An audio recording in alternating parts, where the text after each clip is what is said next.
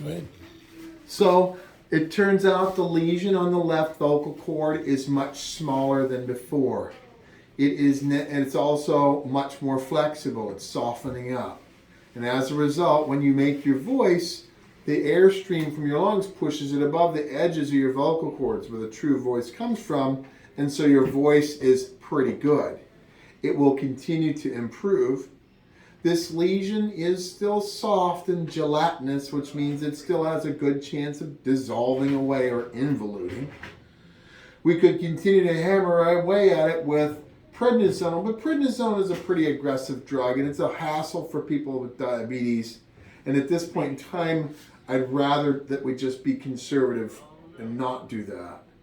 I think that between you just being gentle with your voice for maybe another 2 or 3 weeks, and to continue to take the pantoprazole, the Protonics, the heartburn pill, that's probably enough. Both day and night? I think we can, if you just switch it to the evening. That's what I'm doing. Perfect. And if, as long as that covers your heartburn symptoms during the day, I think that's adequate. Okay. Now, when we took the tissue off, as you know, they said there were areas of high-grade dysplasia. They said it was focal, which means part of what was removed had some precancerous tendencies. You could argue that this speck on your vocal cord is still a little bit of that left over, and there are 1 or 2 areas where we biopsied on your epiglottis where you had a great big mass, and now you have just a couple little spots, little specks. So we want to keep an eye on that over time.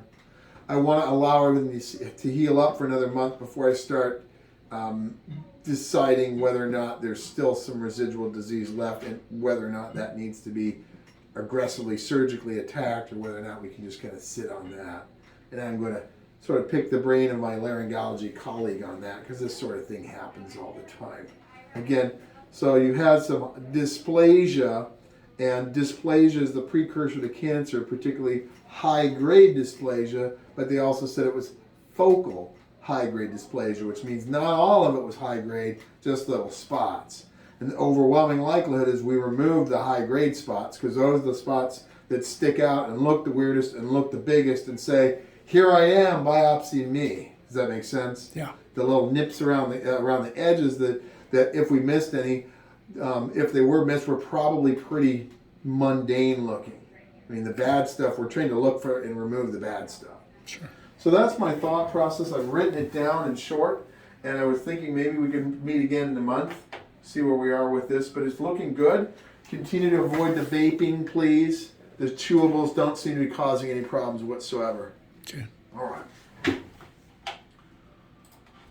My nurse will be in just a minute or two, and we'll see you back in a month, assuming you're able to do so. Okay.